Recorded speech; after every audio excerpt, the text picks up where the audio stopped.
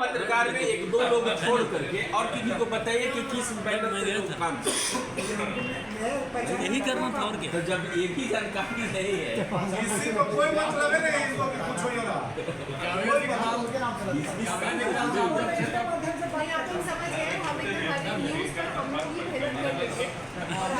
हल्का सा मेहनत करना बहुत ज्यादा है।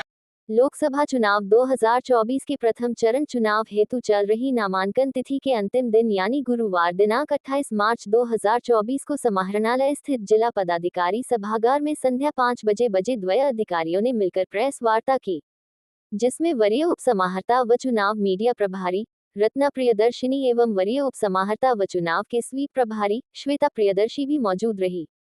ध्यातव्य हो कि आयोजित इस प्रेस वार्ता में वरीय उप समाहर्ता रत्ना प्रियदर्शिनी ने मौके पर उपस्थित सभी मीडिया कर्मियों से अनुरोध करते हुए कहा है कि हम लोग जो हमेशा स्वीप कार्यक्रम चला रहे हैं, नजर आते हैं, चाहे वो प्रशासन से हो या पब्लिकली हो, तो इस तरह के वोटर के लिए क्या सुझाव देते हैं?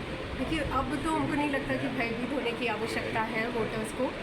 पहले जो भी होता होगा उसकी तो जानकारी नहीं, लेकिन अभी बहुत चुनाव का जो माहौल है बहुत ही फ्रेंडली हो गया है। इनफैक्ट जैसा कि ECI का भी जो स्लोगन है चुनाव का पर्व देश का घर, एक पर्व की तरह इसको मनाया जा रहा है। हमारा कलेक्ट्रेट पूरा सजा हुआ है। उसके बाद हम टाउन में भी जगह जगह पर हमने फ्लेक्स और होर्डिंग्स लगाई हुई है।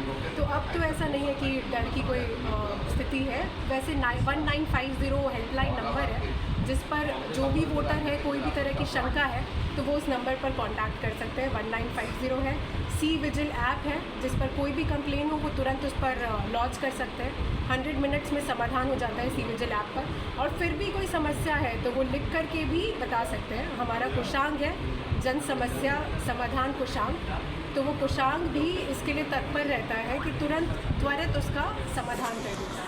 अगर ऐसा कोई भी इशू है तो वो तुरंत सॉल्व हो जाएगा। अधिकांश देखा जाता है कि जिस तरह से पंचायत के इलेक्शन में वोटिंग प्रतिशत बढ़ता है, उस तरह से विधानसभा और लोकसभा में नहीं बढ़ रहा है देहात में। इसके लिए हम लोग निरंतर प्रयास कर रहे हैं। इतनी सारी जो गतिविधियां हो रही हैं स्वीप के अंतर्गत, वो हम इसी वजह से कर रहे हैं, इसी लक्ष्य के साथ कर रहे हैं कि औरंगाबाद का जो VTR है वो और ऊपर जाए, और ज़्यादा बढ़े। जो महिलाएं हैं वो जा कर के बाहर निकल कर के वोट करें। हमारा सारा अटेंशन जो है, टारगेट जो है वो यही है कि वो VTR हम कैसे भी करके बढ़ाएं। उनका निर्माण कर लिया गया है। एक्सेसिबल कमिटीज़ में हमने नेहरू युवा केंद्र के वॉलंटियर्स को भी लगाया है, स्काउट गाइड्स को भी लगाया है, NCC कैडेट्स को भी लगाया है। ये जो है कि वॉलंटियर करेंगे और वहाँ पे जितने भी सेंसिटिव जो लोग होते हैं, जैसे गर्भवती महिलाएं हैं, PWD वोटर्स हैं, उनको वो ज़रूर सहयोग करेंगे। ये हर बूथ पर टैगिंग कर दी गई है। और नक्सल एरिया में रेगुलरली SST FST सबका वहाँ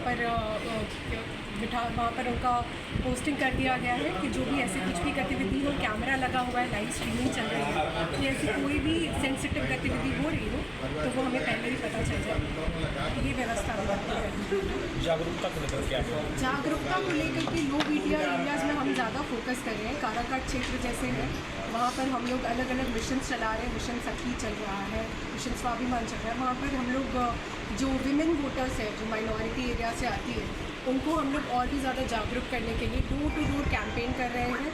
बहुत अग्रेसिव हम लोग वो कैंपेनिंग कर रहे हैं कि कोई भी मतदाता छूट ना जाए, कोई भी मतदाता ऐसा ना हो कि घर से बाहर ना निकल पाए। आगे मई में हम नुक्कड़ नाटक का भी उसमें ऑर्गेनाइज़ करवा रहे हैं, क्योंकि काराकाट क्षेत्र का वोटिंग बाद में है, इसलिए वो टारगेट हम लोग मई में कर रहे हैं ज़्यादा। वोट का प्रतिशत ज़्यादा हो इसके लिए क्या करेंगे?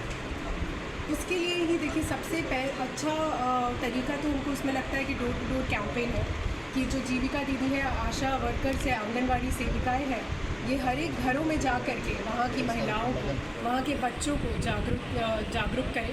हम बच्चों को भी एक शपथ पत्र दे रहे हैं जिस पर हम चाहते हैं कि वो अपने पेरेंट्स से साइन करवाएं और उसे यहाँ निर्वाचन कार्यालय में जमा करवाएं, जो एक as a proof of document हमारे पास रहेगा कि वहाँ पर शपथ लिया गया था, वहाँ पे वोट डाला गया है।